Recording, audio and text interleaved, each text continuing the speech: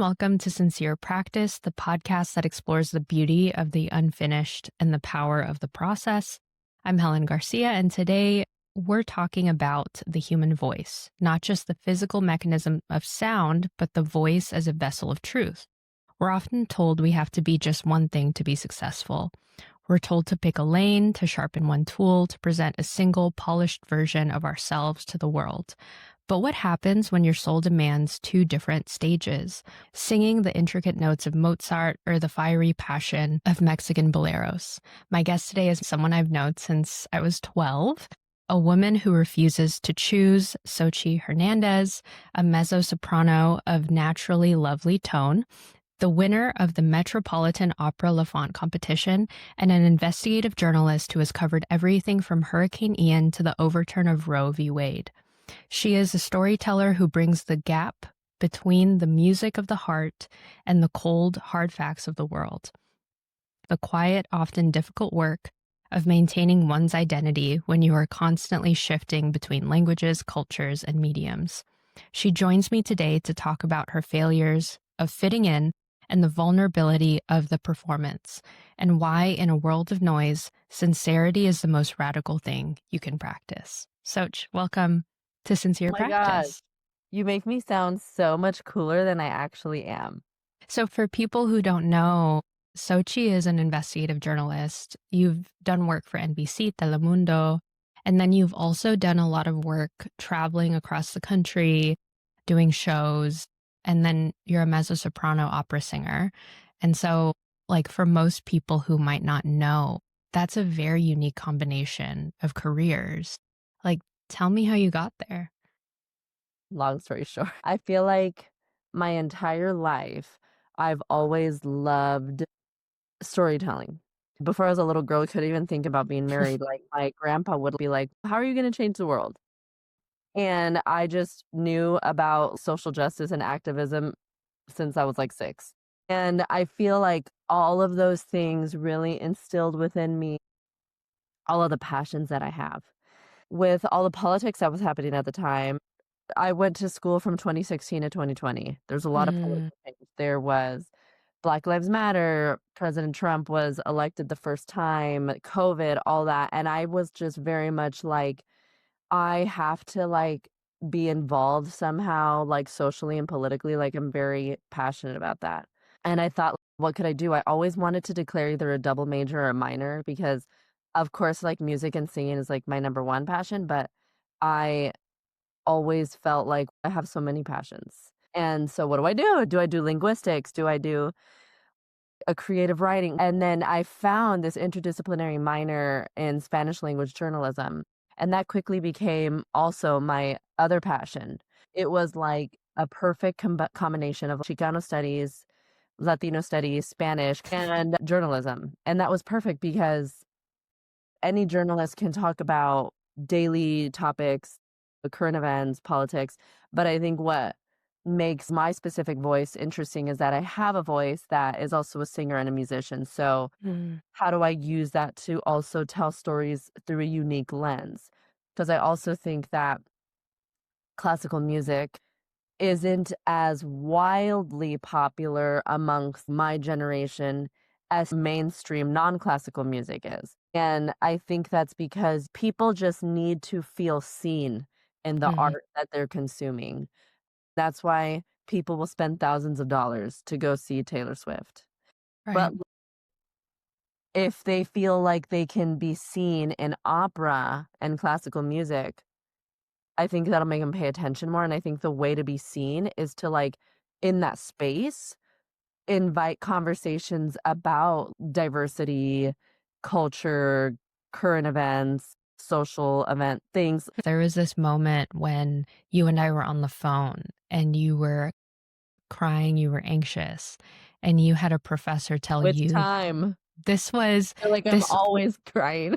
I think it was because we were going to CSUN, California State Northridge, my first year of grad school and your senior year of college. And you were in this existential state where you were trying to choose between being a journalist or being a musician. And you had a professor say to you, you have to specialize, you have to choose.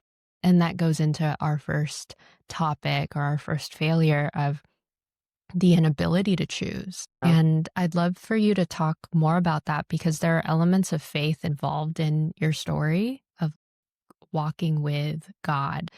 How strong that anchor is for your life. I'd love for you to talk about that moment.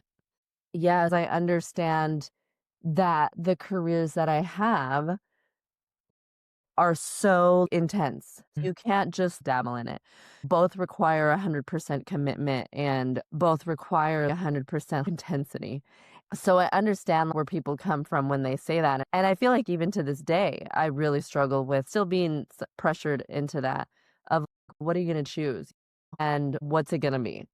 And I feel like I've had to ask myself that too of what do I choose? And I am a person who prays a lot, and I just feel like every time I pray about it, it's like I don't really get the clear answer of choose this or choose that. Mm, And I think for me as like a perfectionist and a control freak who's had to really learn to like let go and relax a lot more, I feel like something that I used to like because I am like a woman of faith, but because of my personality, I tend to be quite intense in like the way I go about like just life in general. yeah. And I feel like I actually something I realized this year is a lot of the time the way I would live out my faith would be I have to have an answer and it would be anxious. Sometimes that really does give you an answer. But I feel like something that I've really learned to do, especially this year, is really just be like, God is not a God. One thing that this is something people keep telling me, and I feel like it's taken me 28 years to learn, is that God is not a God who, God is also not someone who forces us down one path or the other.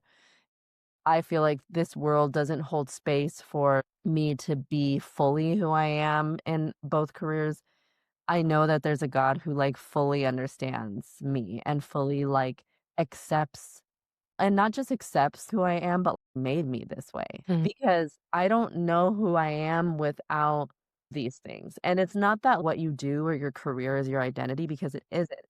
And my career isn't my identity, but what fuels the things that I've done in my career are my core values, my beliefs, my passions, and the skills that are placed within me by God and by the Spirit in me. And so I feel like to not steward those skills or those passions or those gifts are not true to like just who God made me to be. There are seasons in my life where one season is more heavy into journalism. For mm. example, I've had a contract where all I was doing was working as a reporter. And it was perfect because it was during the pandemic, so no one was performing anyway or singing. And then recently, like I would say the last year and a half, has been actually more focused on opera because that has been given to me as well as what has been afforded in my life, where I've had opera contracts. So it's been switched on and off. There have been seasons where I've done both at the same time, and that's another story. And I really love what you said about it's really afforded me the opportunity to lean into one career in different seasons. Mhm. And I think that what's important here is it's not about choosing a career, it's about being in a state of discovery. As you're telling me this story, I want to go back into what you said earlier when you said that you were going to college from 2016 to 2020, and that kind of planted the seed into wanting to go into journalism.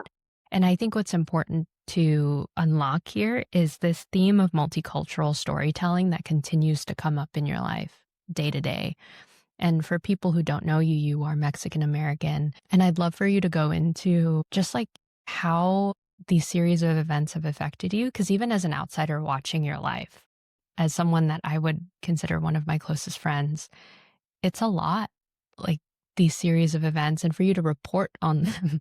Yeah, that's like a loaded question. Where do I love what you said about discovery and being in a state of discovery. And I think that is like something that everyone should be doing. Everyone should be in a constant state of discovery. And it doesn't mean that you're like going to change your career every 5 years. It just means being willing to always be open to what life is teaching you, what God is putting in your life to teach you. Certain things happen for a reason. I've always identified as a Chicana, which I feel is a politicized term for a Mexican American. Mm. I've always been super proud of my culture, being Latina. And again, this is how God made me. He made me Mexican American. So if I am made this way, I am going to be Mexican American. That's who I am. I wake up and that's who I am. But the point I'm trying to make is if that's who you are, bring who you are into your purpose and to everything that you do. Mm. That is why in my storytelling, I've had an emphasis on social justice and community, Latino issues, immigration, why I've worked for Telemundo, which honestly was a miracle because my Spanish needed so much work. I And remember that. and why it's important for me to be like Latina in classical music, Latina in opera, because Mhm. people need to see that representation. And I feel like when people are like, I'm not that political, or don't be so political, or you don't honestly, I'm just gonna say it might be unpopular. I think everything is political. Mm. And that's not like a bad word.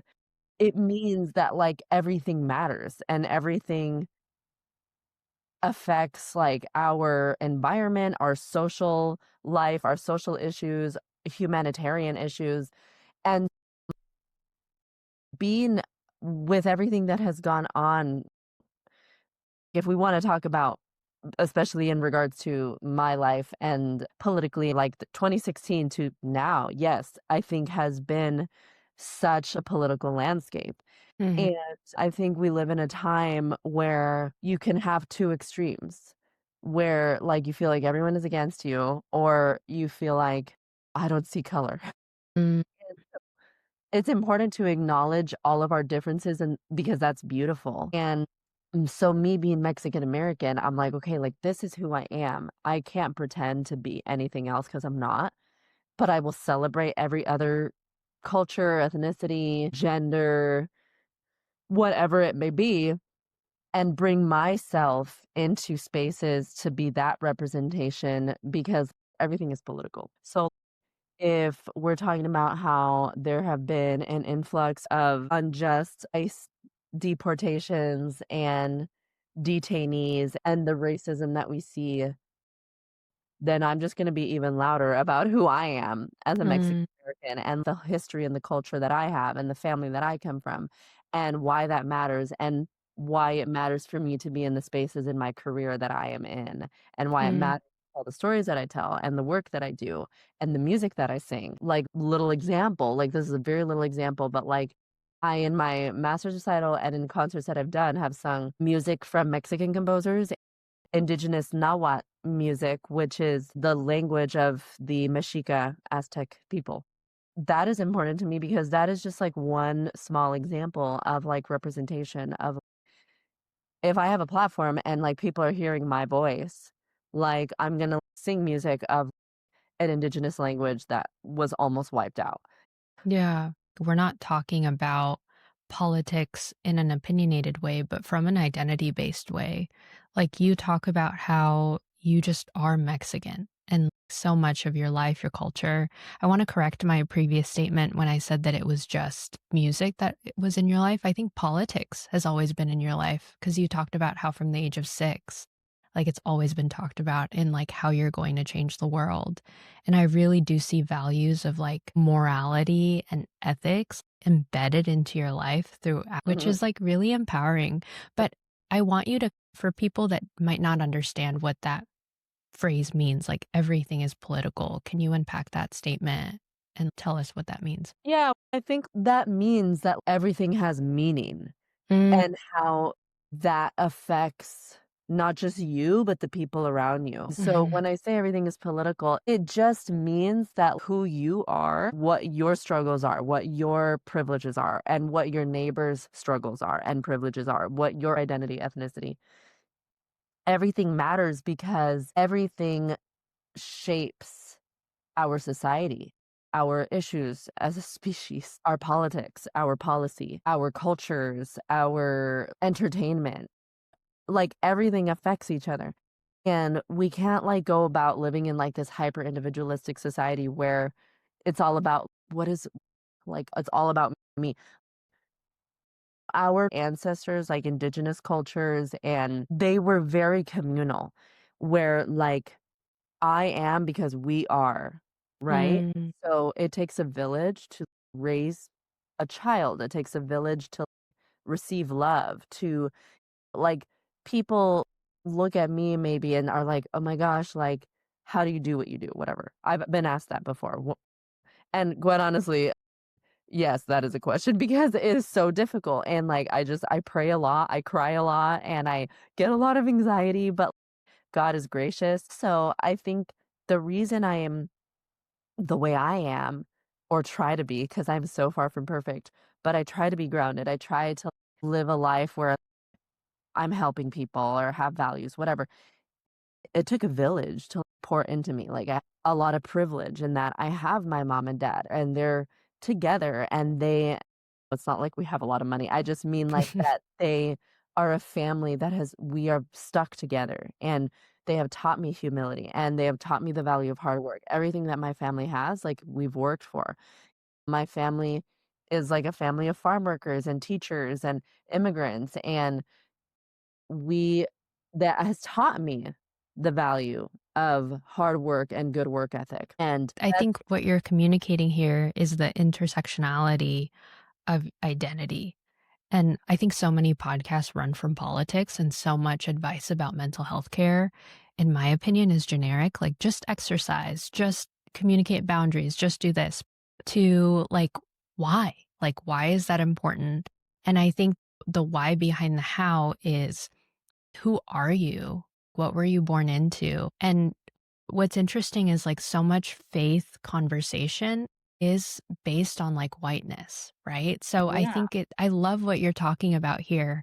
And this is conversations that we have like off screen as two women of color, me as an Asian American, you as a Mexican American. It's so important to talk about the intricacies of our experience. But I want to pivot a little bit to more of the emotion of the perfectionism, mhm, because I know that you have called me and texted me for prayer about how certain performances have not gone the way that you wish they had gone. yeah, And one of the things that you have taught me about being on a stage is that it's never going to turn out the way that you think it is. yeah, Tell me about the perfectionism that you have to struggle with as a performer, as a reporter. yeah. I think that what I do is okay, so if I'm in my journalist mode, everything has to be facts.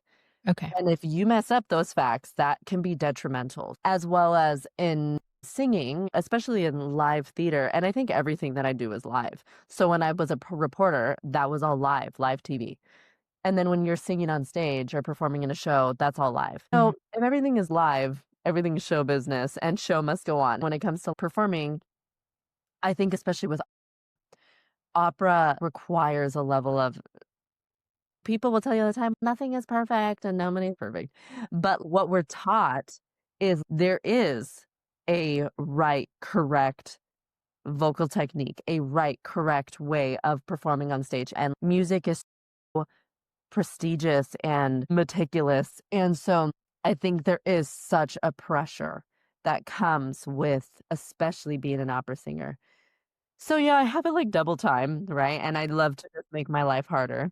And so I think what's funny because I know you asked, talk about a time that like a performance or something didn't go right. And I was thinking about it and I'm like, I think actually every time it didn't Every like Yeah. there's always something. I have been doing live TV for 4 to 5 years, which is not even a lot compared to these reporters who have been doing it for 40 years. But what I'm saying, and then I've been performing right since college. Everything I do is live television or live performing. And the show must go on, is what I have to say. Because I think every time I had, for example, a very important story that I worked so hard on, or it was like breaking news, or it was like a top story, like, very rarely did it go well. And what I Mm. mean by that is there's always like at least for me, like, there was like a technical difficulty or there was like, you have to edit it really fast. You're on a time crunch. And don't get me wrong, I'm very proud of the work that I've done. I'm proud of the art that I've created, the stories I've created. But then, like, yeah, like in performing, honestly, I think any opera singer you ask, because I'll speak for opera singers, but I think this is probably universal for any musician. Like, I think very rarely do, well, I'll speak for me. Very rarely, I don't think I've ever had a performance that I have had performances where I was like, I thought I did well. I thought like that went well. Like I am proud of it overall. But every performance I've had, even those ones where I thought I did relatively well, I will look at it and be like, but I could have done this better, or I wanted to do this, but I didn't do this. And no one probably will ever hear my best singing because when you're live, there's nerves, there's anxiety, there's an orchestra that you have to follow, and something could get off, or even the way I breathe in a millisecond can throw me off. How do you work through that? Because I struggle with that too. Love to learn from. Believe it or not, like as much of a perfectionist as I am, I've actually calmed down a lot. And like I have had some auditions this year that didn't go super well. And I just was able to just be like, oh, it didn't ruin my day. One of the jobs that I wanted the most that I felt could have gone better, I was like, ah! Those moments. And you need to have those moments because we're human and you need to get it out of your system. But I think on a daily basis, how I work through that is just telling myself I'm not perfect. And hopefully, God willing, I will have the rest of my life to keep working towards being better and better every day. Mm. And that I'm doing the best that I can. And that even the people that I have looked up to, like some of the best storytellers, the best singers, the best actors, the best reporters, whatever they may be, they too have moments where they mess up or they don't do as well at something. And I guess I'm still extremely hard on myself, but I just tell myself, you know what? The past is over and all Yeah. I can do is better tomorrow. And that sounds so cliche, like the world would end every time I made a mistake. And even to this day, sometimes depending on the mistake, that still happens. But one prayer that I pray is, God, help me to give myself grace the way you give me grace, because God is actually much more gracious than I am. I feel like you're also talking to me by talking about your specific experience. I struggle with that always. Once I get there, why am I not there? And I remember cooking in my apartment, calling you about all of the ways that I feel like I've fallen short. Mm. And I feel like it's more universal than we think. It's like impossible to live up to the standard that we think we should fall into. When you talk about prayers, when you talk about God, there's so much there that I'd love to ask you about.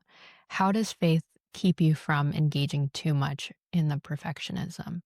That's a really great question. I think I'm not that good at it because I really struggle with perfectionism and being hard on myself. But I feel like this year in particular, I've taken a step back in a lot of ways for the time being. Career wise. And it really was what I needed temporarily.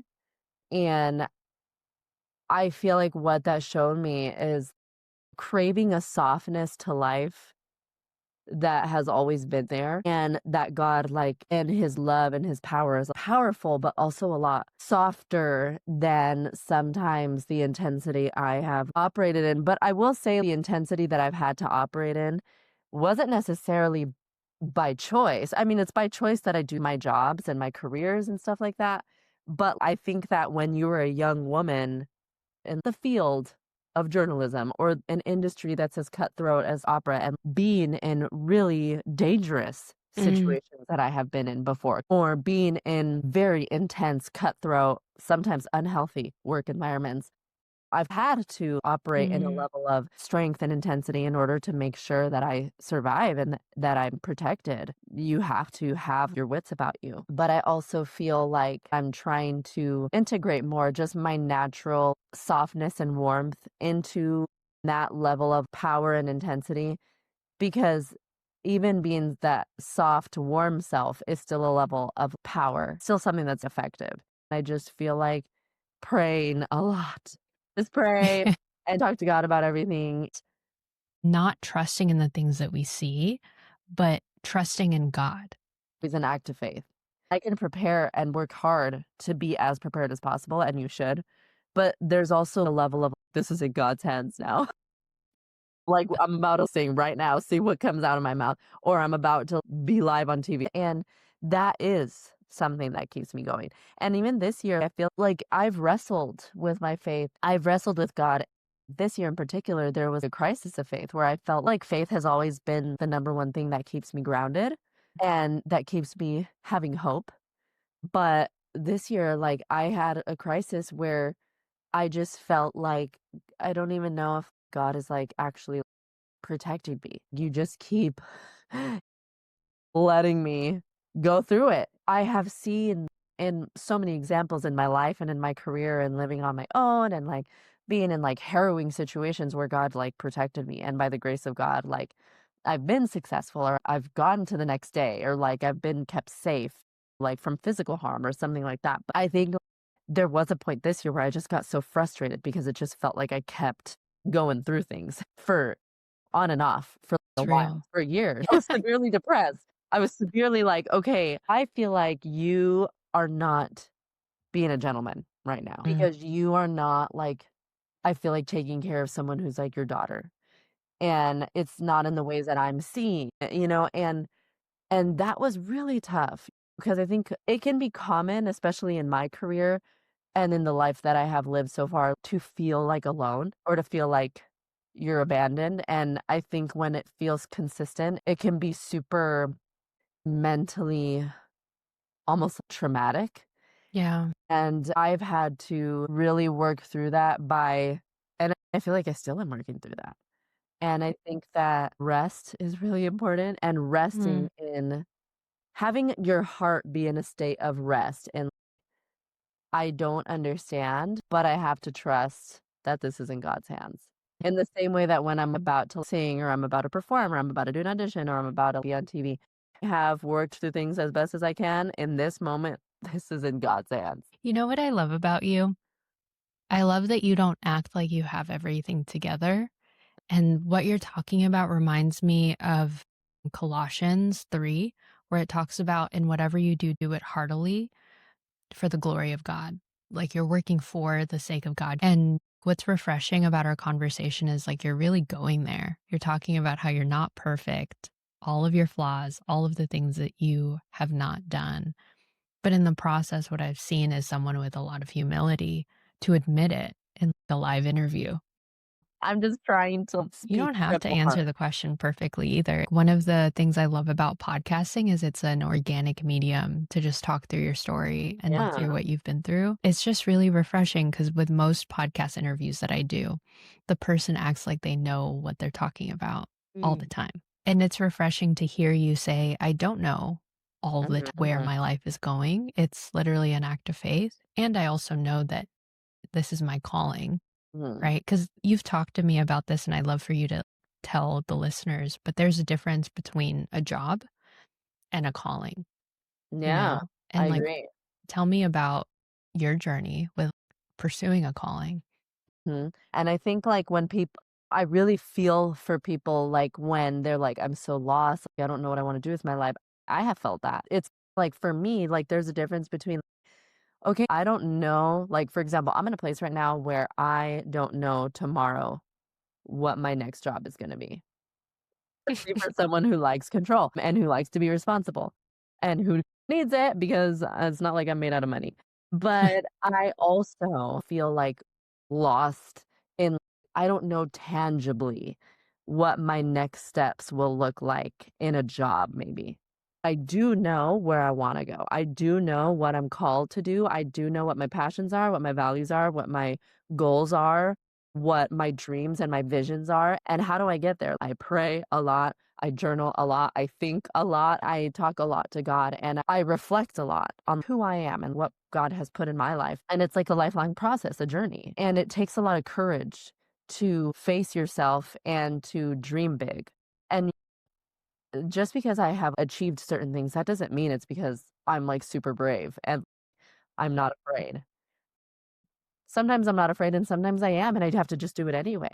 Just like there's a difference between having joy and being happy. Like Yeah. I can go through a lot, but in my heart, like today, I can tell you, like I have peace and I have joy. And that hasn't always been the case, especially if I'm really in the trenches and I'm really super depressed or anxious.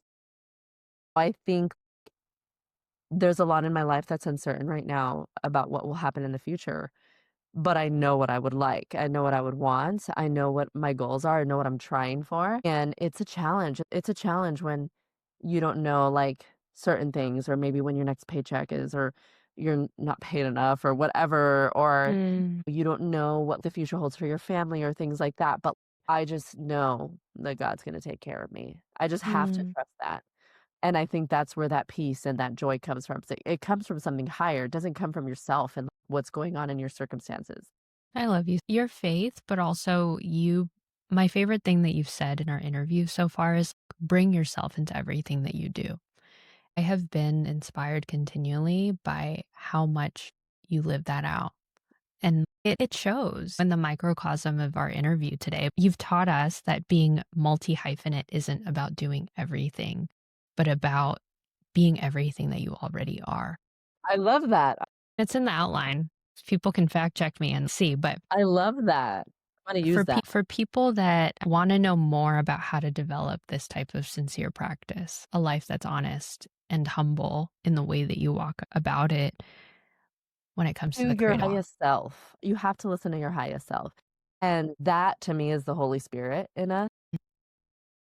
We all have a connection to the spirit world. When people in meditation or whatever talk about your highest self, that is being connected to your truest self, right? Mhm. To that spirit within you that's connected to the earth, to the divine, to the universe, all that. And that is your best self. You have to be honest with yourself fully and face yourself, face your fears, face your insecurities and your issues and the things you run from, the things you don't even think you're running from. Mm. You have to be like, and that's one of the biggest things that I've told myself. If I'm processing through something or if I'm feeling a certain type of way, I have to tell myself, okay, be honest with yourself. Be like so Mhm. for real right now about what is this really about? You cannot listen to the society around you because that may not align with your values. Society and the way humans behave and what's popular in our society right now may not be popular 20 years from now. And it certainly maybe wasn't the lifestyle 100 years ago. So Mhm. things come in and out of trends, but what is it that aligns with you and your core values? I love how you talked about being multi hyphenated because I've had to tell myself I can't do everything even though I want to, but I can be everything I am and want Mm. to. And that is okay. Don't pretend to be something you're not. So for me, I used to be sad that I wasn't more like, why? Like, I'm not born in Latin America and educated, and I'm not Mexican in that way, but I can't pretend to be that because that's not who I am. I was born here. And what is the identity that comes with that? I'm Mexican American, I'm Chicana, but then I'm also not really, I don't really relate to this like raw America either. Okay, so I'm Chicana. And then I am in opera and I'm in classical music. And like, how many Chicanas do you see in that space? And I'm also a journalist, and because I'm not just like a singer and a musician, I'm also like a storyteller that like has done investigative reporting and writes, and you're not gonna put me in a box. And I'm also a Mm. Christian, and I don't like labels. I'm not trying to like label I'll put all these labels to myself, but what I'm saying is there's all these things that make me who I am. And I'm going to show up in that way in like my values, but also in my career and in my travels and like in who I am, even in as simply as like my style and like what I Mhm. wear. When I was in Europe the first time, I was over here wearing like my Mexican like jewelry and clothing because it's this is who I am. I'm not going to show up in maybe like a European fashion just because I'm in Europe. Yes. Like Xochitl Hernandez has arrived to Paris, okay? So I love that you say that because similar to Mexico, like the Philippines has been invaded by colonialism yeah. and there's still a pervasive whiteness, like dressing more American. Frankly, in a lot of ways, I've found myself in that type of trend too, like where I've wanted to look more Spanish or more like American or more this. And I've identified with that. And like part of the work that I'm doing is full integration. Huh? And like I'm on this year-long journey as of starting my own private practice. And the Yeah. sincere practice is all about integrating all of your identities, which is Mhm. why I thought that you would be a perfect guest for the podcast because I'm you don't honored. run. Like, I love that. Face it. I wrote it down. You're not going to put me in a box. Like that really struck me. I feel like I still have so much work that I need to do as a person. And part of the therapeutic oath is looking within yourself and trying to figure out what are things that I'm bringing into a room that might not be aligned to my full self, because I need to bring my full self into a room with every person that I'm in. And what's ironic about that is that you and I are both kind of living that out, but just in like different spaces. Yeah, it's about, because also like I see it as like we all can learn from each other. So like I Mm. think it's so cool if I like, I don't know, meet someone who is wearing, like, I went to school with someone who was from, I forget where, like a country in Africa. And he would wear like certain clothing like that. And so that teaches me, because I'm not African. So I may Yeah. not know everything about certain cultures, but that educates me. And thank you for showing up as your true self in this space. Especially like I've sung recitals where I'm wearing like a sarape, which is this Mexican shawl over Yeah. like my gown. That is who I am. So if you want Xochitl Hernandez to come and give you a concert, that's how I'm going to show up, because you need to learn about this setup. You need to learn, because everybody needs to learn. The amount of people that don't know, that live in their own bubble or feel that they have to conform to the bubble they're ascribing themselves to, like, Mm. so that we can teach each other and Mm. so that we can make a difference in this world. The need to conform is like, it's everywhere, to be honest, because if you Yes. look at the political landscape, the economic landscape, I think that there is this pressure that I feel throughout my life to conform, to meet all I of think this a lot of people criteria. feel that. I think a lot of people, like maybe who haven't done the work of healing from internalized racism, that so much. I can speak for Latin America because I'm Latina. You can see the colorism and the whiteness that we have in our culture where, In the they Philippines want to too. conform to Spanish culture, or they want to be more light skinned. Or let's talk about, again, I cannot speak for every person, but how men, maybe even women, feel the need to be like overly sexualized, or Mm. how men in certain cultures feel the need, or women are overly sexualized in certain cultures. I always have to have a girlfriend. I always have to be this way. I always have to be like hollering at these people. Spaces that require a level of education and prestige, of feeling like I have to speak a certain way. Obviously, you should speak professionally, but I feel like for so long, professionalism was correlated with whiteness. Mm. Oh, you talk white. Mm. No, I'm just trying to be well spoken, but why does that have to mean being well spoken is only for whiteness? I think when we conform, we are doing more harm to ourselves and perpetrating certain things that we need to get away from, whether it's misogyny, patriarchy, colonialism, racism, all that. Mm.